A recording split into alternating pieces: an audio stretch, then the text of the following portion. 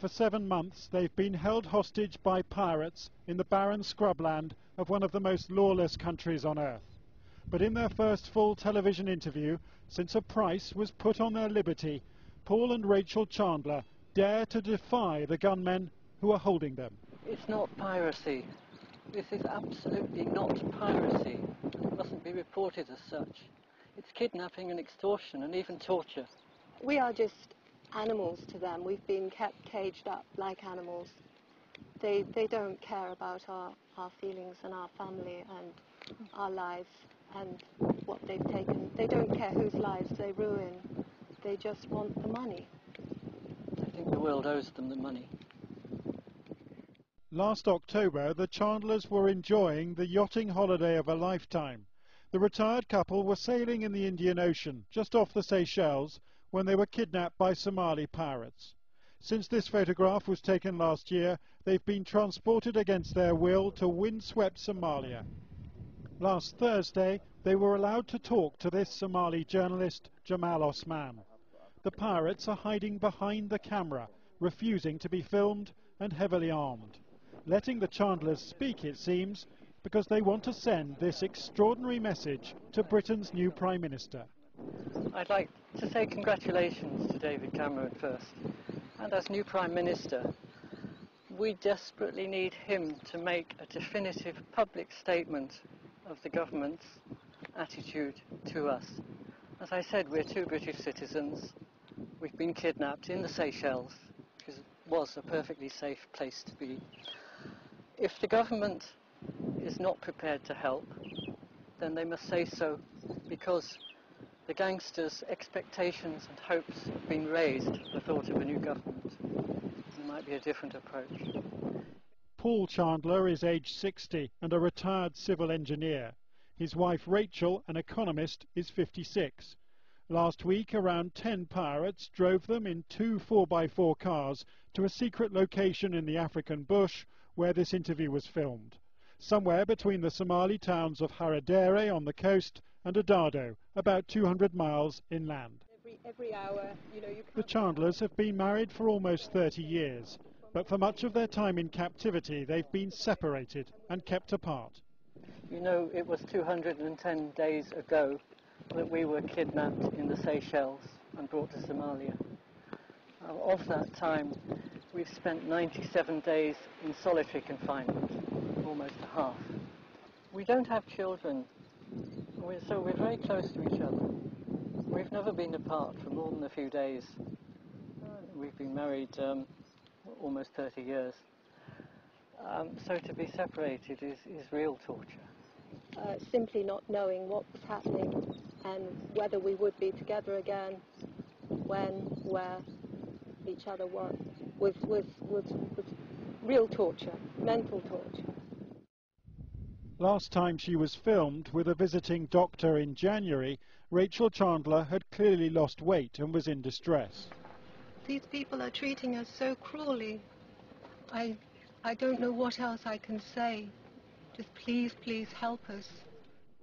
Since then, news reports have suggested that Rachel was raped or shot, but this appears to have been a mix of pirate propaganda and media hype. The Chandlers say they have enough food and medicine, though there was one instance of physical abuse.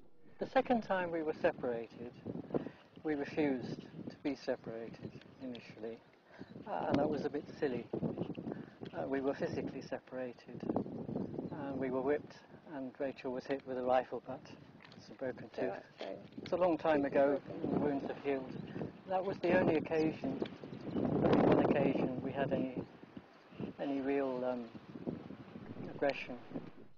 The couple's yacht, the Lynn Rival, was captured and looted 7 months ago. They'd sold their house to buy the boat, and recalling it still visibly upsets Rachel Chandler. The very worst experience, and the experience that made me realise that our lives had changed forever, was when we were forced to abandon Lynn Rival, and I can't think about it without bringing tears to my eyes, because that was the moment, having spent 6 days having our home, our boat, which was our home, ransacked by these people, and then having to abandon her was the very worst experience. And when I realised that nothing would ever be the same again. What pains the Chandlers even more is that this Royal Navy refuelling ship, the Wave Knight, was just 100 metres or so away when the pirates were aboard. British sailors on the front line of the war against piracy, though instead of risking a rescue and casualties, they held off. The fact that we're alive and talking to you suggests that they were right to do what they did. But it really makes them, the whole of that fleet of warships, a laughing stock, and that's what they are, a laughing stock with these people. When they can't stop They suffering. can't do anything. The pirates may not give up the couple without a fight.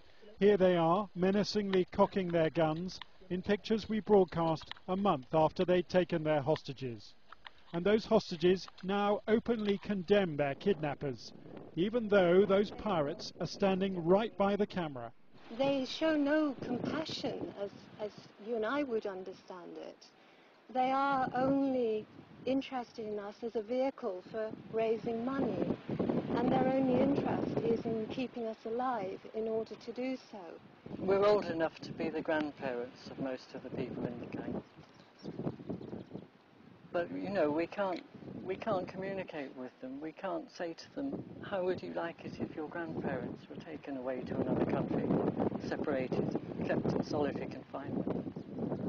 But we can't say that. We can't communicate. The Chandlers' daily challenge is filling time, never knowing when or where they will be moved in this harsh African landscape. They say they brush their teeth for 10 minutes on end and constantly play card games just to survive the tedium of hostage life. The only thing that is difficult is the lack of privacy, but I'm now so used to them that I just go and find a bush to wash and use the toilet, and if they see me, that's their problem. I mean, I have to make do, and I, you know, one does.